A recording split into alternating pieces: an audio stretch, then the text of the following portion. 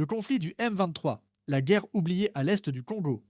Grâce à une offensive éclair, les rebelles du M23, souvent présentés comme un proxy du Rwanda, ont pris le contrôle d'une grande partie de la ville de Goma, dans l'est de la République démocratique du Congo.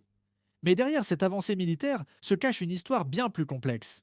Pour comprendre ce conflit, il faut d'abord connaître la géographie particulière du Congo. À l'est du pays, la région du Kivu regorge de richesses naturelles, coltan, or éteint, mais aussi du gaz méthane enfoui sous le lac Kivu. Ces ressources attisent toutes les convoitises. Le M23 est né d'un ancien groupe rebelle qui accusait le gouvernement congolais de ne pas avoir respecté un accord de paix signé en 2009. Depuis, ce mouvement armé a refait surface, avec le soutien présumé du Rwanda, un voisin que beaucoup pointent du doigt. Le Rwanda justifie souvent ses incursions par la présence, dans cette région, de milices Hutus, responsables du génocide de 1994 et toujours actives au Congo. Mais pour beaucoup d'observateurs, il s'agit surtout d'une stratégie pour contrôler les ressources du Kivu.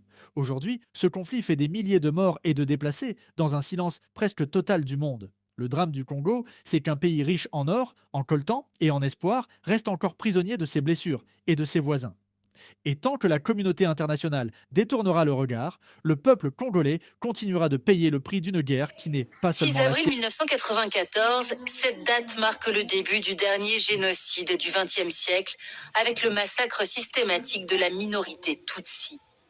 3 mois durant, armés de machettes, les paysans Hutus vont assassiner jour et nuit leurs voisins, amis et parents Tutsi dans tout le pays. Comme vous le voyez sur cette carte, avec en jaune la zone la plus touchée. 800 000 hommes, femmes et enfants sont tués en une centaine de jours.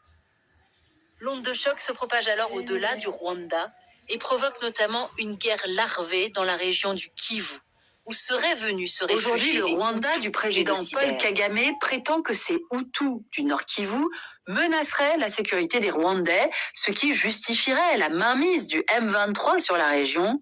Mais pour de nombreux experts, c'est avant tout le contrôle des réserves de minerais qui intéresserait dans cette affaire le Rwanda. Voilà l'essentiel du dessous des cartes, c'est fini pour aujourd'hui.